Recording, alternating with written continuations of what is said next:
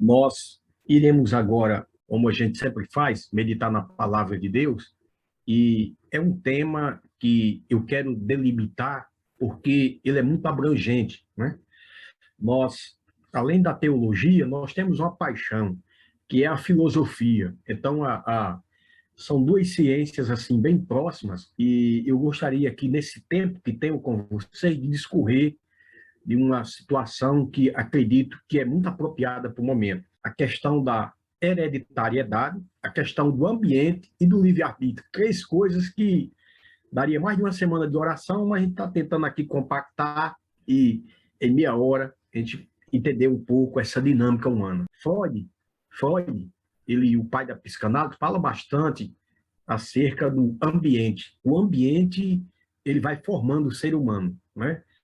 E aí a gente tem aqueles adágios populares, como, por exemplo, o homem é um produto do meio, e se você pega isso e você vai colocar em Jesus, não dá certo, né? Porque, por exemplo, Nazaré era um povoado marginalizado.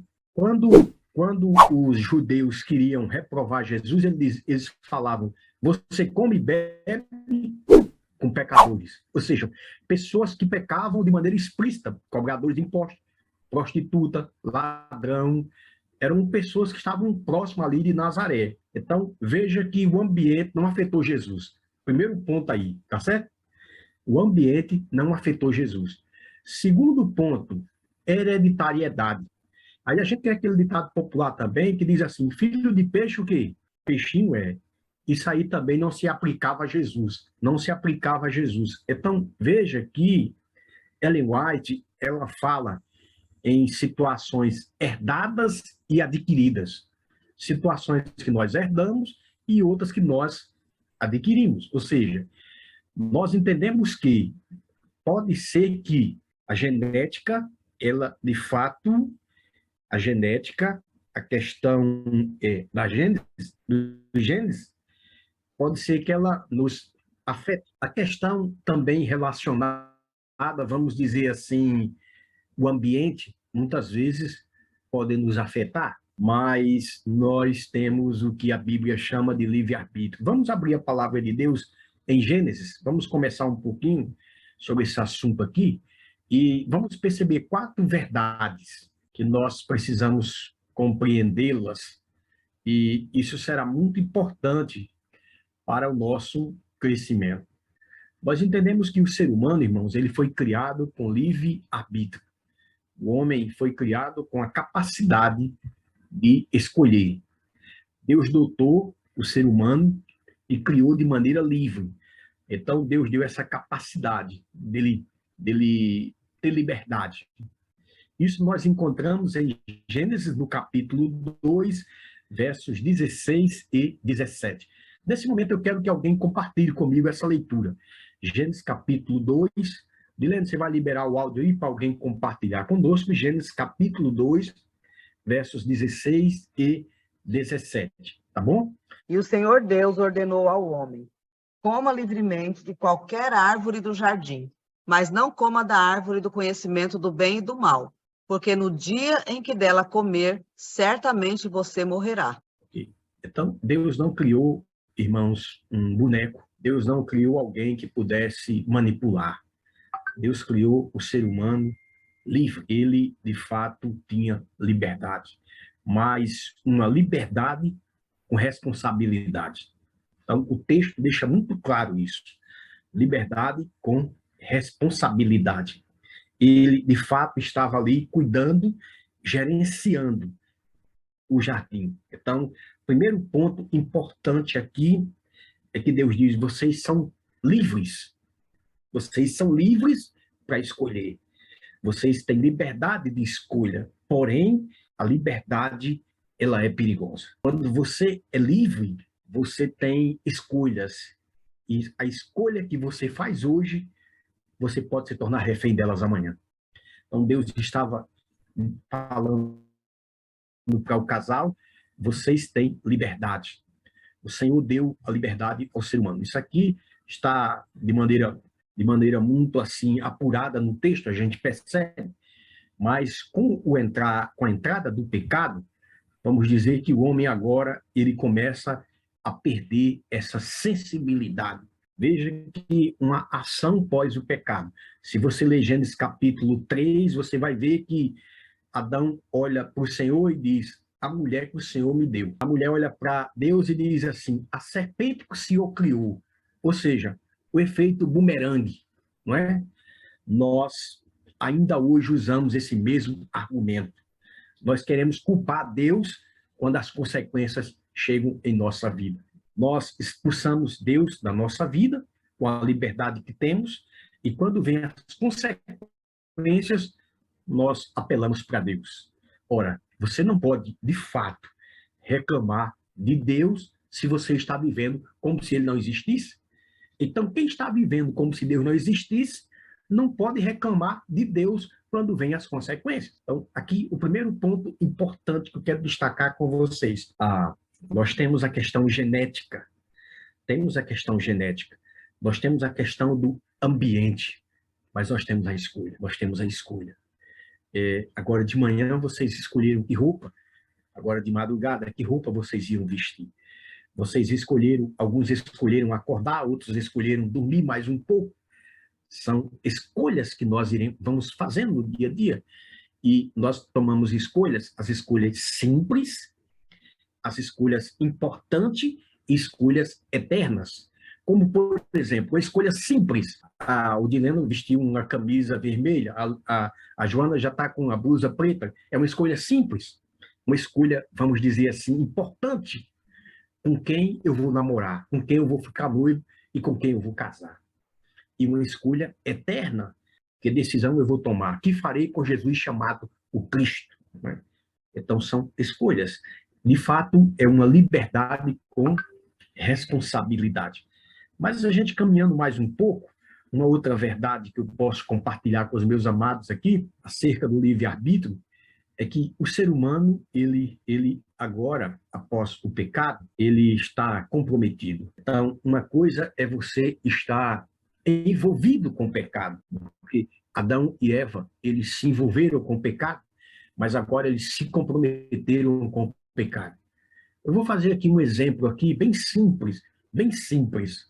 Se eu falo assim, Dileno, hoje de manhã eu vou, no café da manhã, eu vou comer ovo, tá certo? No café da manhã.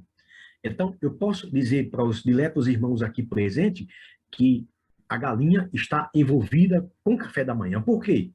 Porque ela deu ovo para o café da manhã. Agora, se eu falo assim, Dileno, eu vou comer peixe, aí o peixe está comprometido com o café da manhã. Por quê? Porque ele vai morrer. Não é verdade?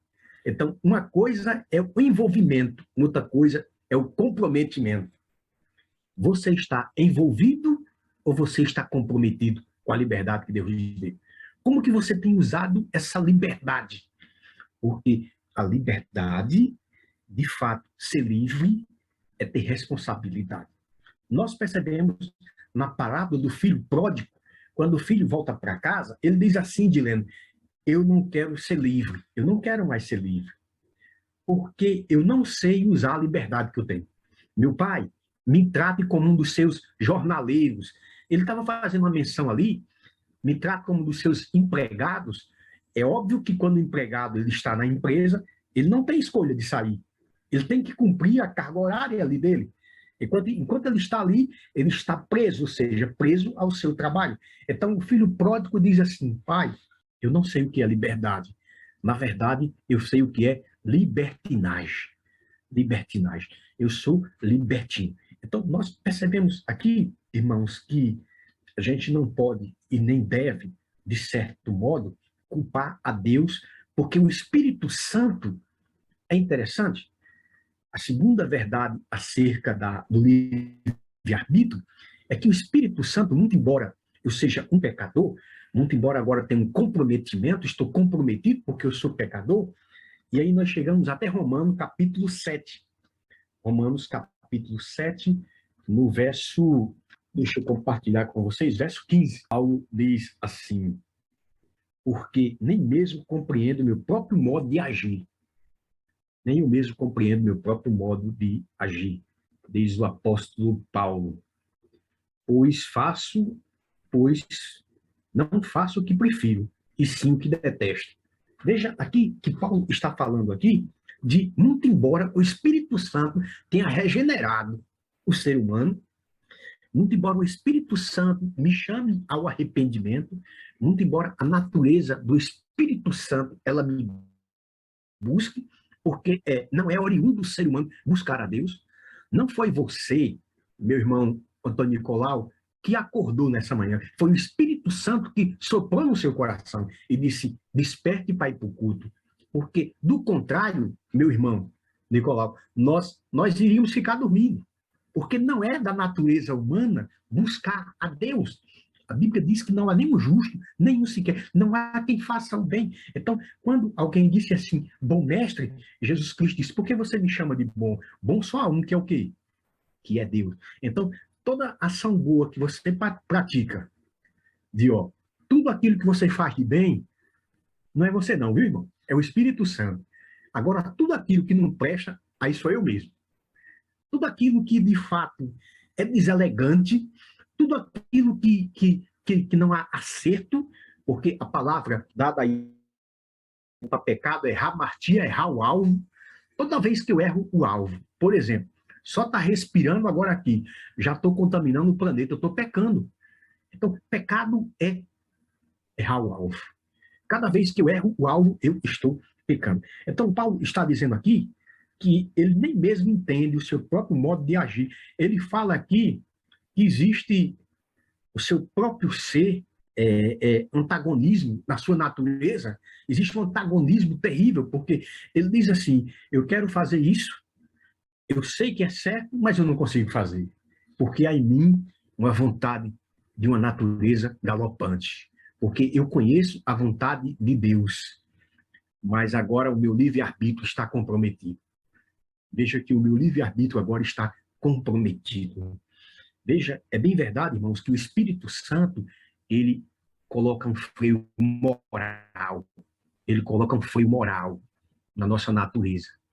Ele diz assim, ei, peraí, você ia, Leodécio, você ia ali, Dileno, você ia acolá, mas agora você vai onde eu quero. Muito embora ainda a gente resista de certo modo, muito embora existam choques que antagonizam a minha própria existência, porque muitas vezes eu digo assim, mas rapaz, como é que eu sou pastor e eu faço o que eu faço? Como é que quanto mais eu conheço, eu digo que eu não vou pecar, mas eu peco, mas eu peco, mas eu peco. Então, eu necessito de um arrependimento. Eu necessito agora de um comprometimento.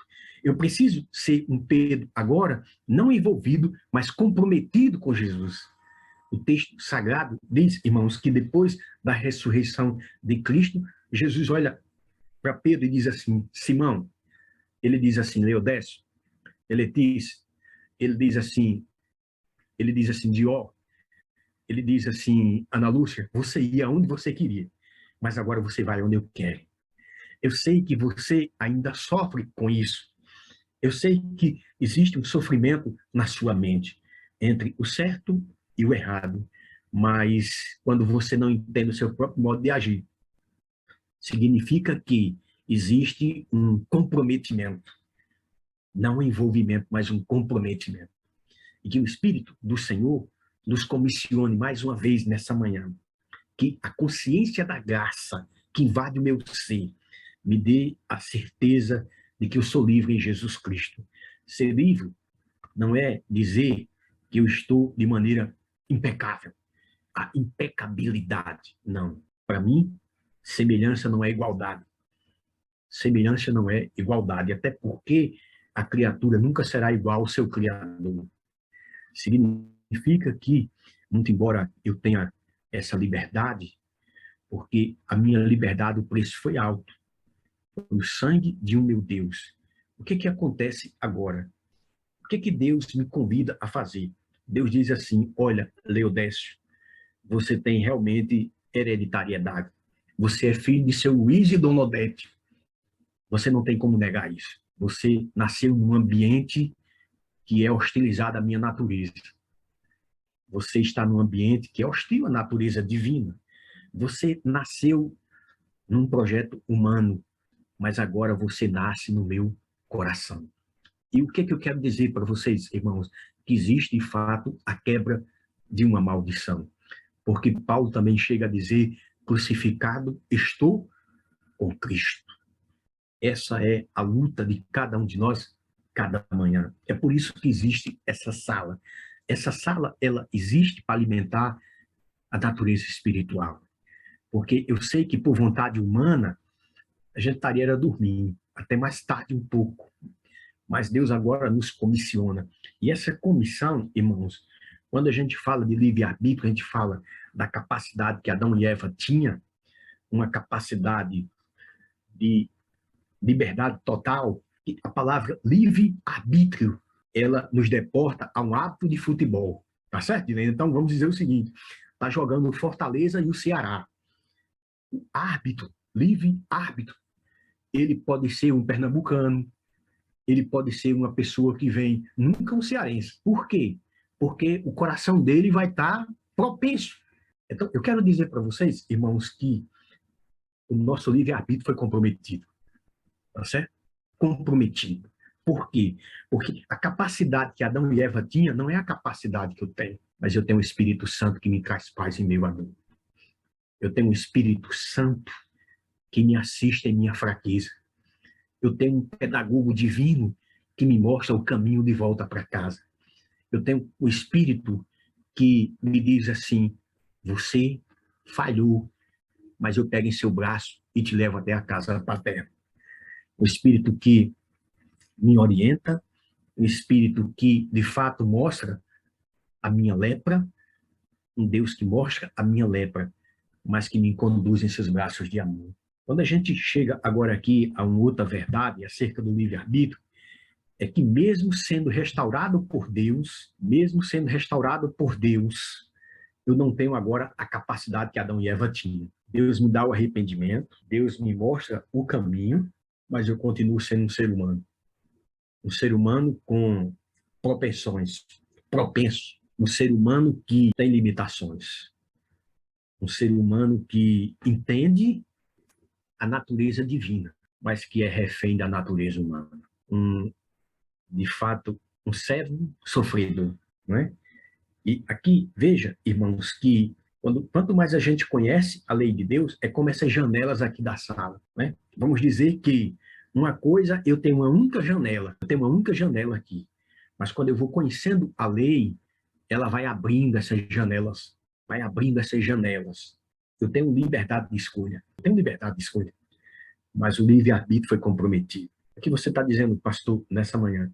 Estou dizendo para vocês que, quando o Senhor diz ser perfeito como perfeito é vosso Pai que está no céu, Ele está dizendo que eu tenho um alvo na minha vida. Qual é o alvo, então, pastor? É aquele que o texto bíblico diz assim: se alguém está em Cristo, é uma nova criatura. As coisas antigas já passaram. Então, eu não sou, de fato, irmãos, transformado pelo ambiente. Não é o ambiente que mais domina a minha natureza. Não é mais a hereditariedade. Não, eu tenho a conduta comportamental do meu pai. Não. A minha conduta agora é celestial em nome de Jesus Cristo. Porque eu tenho desejo agora no meu coração. E sei que esse é o desejo das 27 famílias que estão aqui presentes, de crucificar a nossa própria natureza. Não vamos aqui, irmãos, dar lugar ao diabo em nossa vida. De certo modo, sermos permissivos e deixar no nosso coração brotar tudo aquilo que é humano, tudo aquilo que é da nossa própria natureza. O Espírito Santo, nessa manhã, quer colocar um freio moral na nossa natureza. E a Bíblia diz: aquele que mentia, que você não minta mais. Aquele que roubava, que você não roube mais. Mas o que que o Evangelho tem produzido, irmãos? O que que o Adventismo, de maneira muito específica e muito direta, o que que o Adventismo tem produzido? Um ser frouxo e libertino, entregue a tudo que brota do seu coração? Não, irmãos. Não é isso. Dizia o bispo de Hipona, Santo Agostinho: Senhor, me santifique ou me mate. Santifica-me, ó Deus, o mate. Eu quero buscar a santidade, porque a santidade é a bandeira dessa igreja. Santidade é aquilo que eu não possuo. Santidade é aquilo que eu não tenho. E quero agora, indo para o nosso caminho final, Romanos, quando você chega em Romanos capítulo 12, nós encontramos aqui o apóstolo Paulo mostrando para nós, de certo modo, o caminho que o Espírito Santo vai imprimindo em nosso coração. E é uma súplica do apóstolo Paulo, Romanos capítulo 12. Ele mostra o seguinte, Dileno, não é mais a sua hereditariedade, não é mais o meio ambiente, mas é a consciência da graça que transforma o seu coração. É a consciência da graça. E se existe possibilidade, existe transformação. Romanos capítulo 12, a partir do verso 1. Rogo-vos, pois, irmãos, pela misericórdia de Deus, que apresenteis o vosso corpo por sacrifício vivo, apresentei os vossos corpos por sacrifício vivo, santo e agradável a Deus, que é o vosso culto racional. Verso 2. E não vos conformeis com esse século, mas transformais pela renovação do quê? Da vossa mente. É uma transformação da mente. Não é, de fato, a hereditariedade, muito embora tenha precedente sobre a minha situação. Não é o ambiente, muito embora o ambiente possa realmente, a cultura, o determinismo, mas tudo isso, irmãos, toda essa maldição ela é quebrada pelo poder do Espírito Santo. Então, de fato, cada homem, cada mulher aqui presente nessa sala tem um pedido no seu coração de buscar a transformação, de buscar uma renovação, mas que não seja o ambiente, que não seja a hereditariedade. Vocês percebem que a maioria dos casos os avós foram separados, os meus pais foram separados, e eu estou na igreja e estou me separando. Os meus avós tinham dificuldade moral, os meus pais têm dificuldade moral e eu tenho. Qual o poder do evangelho em minha vida? O que o evangelho está produzindo, então? Jesus Cristo disse, vós sois o sal da terra. Nós temos realmente essa pulsão constante da vontade galopante do pecado. Existem pulsões, mas que essas pulsões sejam refreadas pelo poder do Espírito Santo. O Espírito Santo coloca um freio moral na nossa vida, porque nós temos as escolhas. E através das escolhas de hoje, nós vamos dizer onde nós estaremos amanhã. É a escolha que eu faço hoje que vai me dar o norte do amanhã. E o meu sincero desejo nessa manhã para essa sala, entendendo um pouco essa dimensão, entendendo que eu sou, de fato, um ser humano, eu tenho natureza pecaminosa, eu vim de uma formação, eu vim de uma cultura, eu vim de um costume, eu vim de um ambiente, eu vim de uma hereditariedade, mas que não é, de fato, isso que dita a minha vida. Porque crucificado estou com Cristo. Já não vivo eu, mas Jesus Cristo vive em mim. O meu desejo nessa manhã, irmãos, é morrer. Morrer para minha vaidade, morrer para a natureza humana e pedir o novo nascimento. Pedir a Cristo que me tome em seus braços de amor e fazer uma entrega sem reserva. Fazer, de fato, tomar a decisão que Adão e Eva foram protelando. De fato, pedir a Deus que tome em minha frágil mão. Diz Ellen White, numa de suas cartas, ela diz que através da oração, através do estudo da palavra, o mais fraco dos pecadores terá a mão sobrenatural divina unindo a sua e jamais fracassará na sua jornada. Na nossa jornada, nós podemos perder algumas batalhas, mas a guerra está ganha em nome de Jesus Cristo. Se você tem sofrido nessa manhã, porque existem limitações, existem pulsões constantes de uma vontade galopante da transgressão, eu quero convidar você, meu irmão e minha irmã, para que a graça de Cristo te transforme, para que a graça de Cristo opere em nós, porque segundo o relato sagrado, o querer e o efetuar não provém de vós, é dom de Deus. Sabe por quê? Porque o morto não tem vontade própria. O morto não tem vontade própria. O homem, quando ele se distanciou de Deus, Adão e Eva, eles morreram a morte espiritual. E por morrer essa morte espiritual, o morto não tem vontade própria. O morto não tem vontade de buscar a Deus. Se nós estamos aqui na madrugada, é porque o Espírito nos buscou. É porque o Espírito nos regenerou. É porque Deus segura na nossa frágil mão. E eu quero, de fato, nessa manhã, unir a minha força à sua. Pedir a Deus graça. Entendendo a complexidade, entendendo que esse tema ele é abrangente, mas entendendo que eu quero ser livre em Cristo. Eu quero, de fato, estar crucificado com Cristo. O que eu quero, na verdade, não é independência. Mas o que eu quero gritar nessa manhã é dependência de Cristo ou morte. Dependência de Cristo ou morte.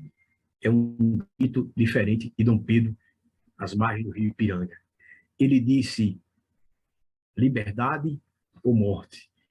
Eu digo dependência ou morte. Eu quero depender de Cristo, porque a minha vontade não é buscar a Deus. A minha maior virtude é pecar. Diga-se de passagem que pecar é o que nós gostamos. É o que nós, às vezes, nos avoramos no pecado. E Ellen White diz, pecados acariciados pode ser como uma mancha, como uma prancha comida pelo verme, uma ruína. Os homens poderão ter excelentes dons, mas um pecado acariciado levará ao abismo. Não brinque com o pecado nessa manhã. Foram os nossos pecados que mataram o Salvador. O que nós precisamos nessa manhã, entendendo a liberdade que tem. Eu quero uma liberdade com responsabilidade. Eu não quero ser livre. Eu quero ser um escravo de Cristo, mas um escravo voluntário. Eu quero, de fato, me entregar a Jesus Cristo. Eu quero que a sua graça me alcance. Entendendo que o meu livre-arbítrio foi comprometido. Entendendo que eu não tenho a mesma capacidade que teve Adão e Eva. Entendendo que eu sou um pecador. E como dizia Lutero, ele chorava muitas noites, chegava às vezes a gritar, dizendo, eu sou um pecador fedorento, mas a graça de Cristo me alcança. Você se sente arruinado, você se sente às vezes fracassado, você conhece o que é o certo, mas você não tem conseguido realizar, você tem realmente limitações nessa manhã e você sente que às vezes tem sofrido com isso, com essa culpabilidade, às vezes você tem chorado, tem buscado a Deus, isso é uma prova de que você está, de fato, sendo assistido pela presença do Espírito Santo. Porque o homem natural, ele não faz isso. O homem natural, ele não busca esse batismo diário. Então, entendendo, irmãos, que necessito de Cristo para ser um esposo melhor, entendendo que eu necessito de Cristo para dar um bom exemplo, nessa manhã eu quero crucificar a minha vontade. Nessa manhã eu quero pedir a Cristo que me tome, que me encontre. Quando eu fui a primeira vez em São Paulo, eu me perdi. Eu queria ir para a Zona Leste, acabei indo para a Zona Sul. Sabe, irmãos, existe um momento na nossa vida que nós somos arrogantes. Eu queria mostrar para mim que eu sabia onde é que eu estava. Até que chegou um momento que eu olhei para um guarda e ele percebeu, ele disse assim, olha, o senhor quer ir para onde? Eu quero ir para Corinthians e Itaquera. Ele disse, rapaz, você está embaixo da Praça da Sé. Você está indo para a Avenida Paulista. Você está indo numa rota totalmente diferente. Irmãos, não é teologia, não é filosofia, é Cristo. Eu quero estar crucificado com Cristo. Eu quero convidar você a tomar essa decisão nessa manhã. Porque, muitas vezes, quanto mais a gente conhece, mais negligente a gente se torna, né? Quanto mais você conhece. Você não pode mudar o ambiente. Você não pode mudar a sua hereditariedade. Mas você pode mudar de atitude nessa manhã. Você não pode, você não consegue mudar o ambiente. Você não precisa sair de Fortaleza. Porque se você vier para aqui para o Pará, você vai continuar sendo um pecador. Se você for para o Rio de Janeiro, você vai continuar sendo um pecador. Você não pode mudar o ambiente. Você não pode mudar a hereditariedade. mas o Espírito Santo pode mudar a sua atitude dessa maneira. O Espírito Santo pode trazer paz em meio à dor. Eu quero confessar a Cristo. Irmãos, eu tenho uma prática que eu faço isso umas 2, 3 vezes no ano. Aqui eu tenho procurado aqui uma praia desses que nós chamamos aqui, uma praia, o rio, né? E quando eu vou caminhando por rio, eu costumo falar com Deus, mas é falar alto das minhas limitações. Eu digo assim, olha, Senhor, eu sei o caminho que eu tenho andado. Eu sei que a glória do meu rei é perdão e amor sem fim. Assim como essas ondas, elas estão levando esses barcos, que o Senhor leve as minhas limitações. Que o Senhor me purifique. Que o Senhor me faça parecer mais contigo. Você quer tomar essa decisão nessa manhã de ser liberta em Cristo, de buscar a Cristo? Porque em Romanos, Paulo chega a dizer, nenhuma condenação há para os que estão em Cristo Jesus. Porque a graça me liberta. Crucificado estou com Cristo, já não vivo eu, mas Jesus Cristo vive em mim. Você quer tomar essa decisão nessa manhã? Levante as suas mãos, ligue a sua câmera e diga assim, irmão pastor, eu quero tomar essa decisão nessa manhã. Eu entendo a doutrina do livre-arbítrio, acho um pouco complexa para mim, eu entendo que às vezes sou escravo, mas o meu pedido nessa manhã, sabe qual é, irmãos? O meu pedido nessa manhã é pedir a Deus que me livre de mim mesmo. Deus, me livre de mim mesmo. Deus, me livre da minha arrogância, da minha prepotência. Deus, me livre dessa falha, porque eu quero estar crucificado com Cristo. Você quer tomar essa decisão? Vamos começar com o nosso Pai Celestial. Bondoso Deus, excelso Pai, honrado, glorificado, exaltado seja o seu santo nome. O que nós buscamos nessa manhã é uma transformação, Senhor. Aqui eu estou falando a várias famílias, estou falando aqui a várias pessoas, cada um tem as suas limitações, as falhas de caráter. Nós temos as nossas escolhas e queremos te pedir, Senhor, nesta manhã, me livre de mim mesmo, Senhor. Tira de mim aquilo que não parece contigo. Eu quero que o Senhor me batize com o Espírito Santo. Eu quero amar a santidade, porque eu sei que o que eu amo, o Senhor detesta. Eu sei que muitas vezes estou numa rota de colisão contra a sua natureza. O Senhor tem pensamentos de paz, o Senhor é santo, é justo e é bom.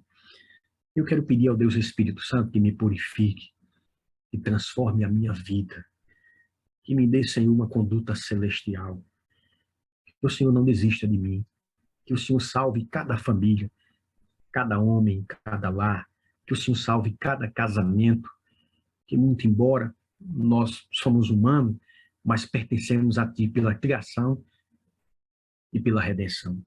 Regenera, ó Deus, cada alma aqui presente, porque o morto não tem vontade própria, a não ser que ele seja ressuscitado pelo poder do Espírito Santo. Ó Deus Espírito Santo, levanta as minhas mãos para pedir uma bênção sobre cada filho seu. Nos transforme, nos salve e nos dê uma manhã de preparação para a glória do Teu nome. É nossa humilde oração, em nome de Jesus. Amém. Glória a Deus. Que o Senhor te abençoe e te dê um dia na presença do Senhor. Um abraço apertado e até uma próxima, em nome de Jesus.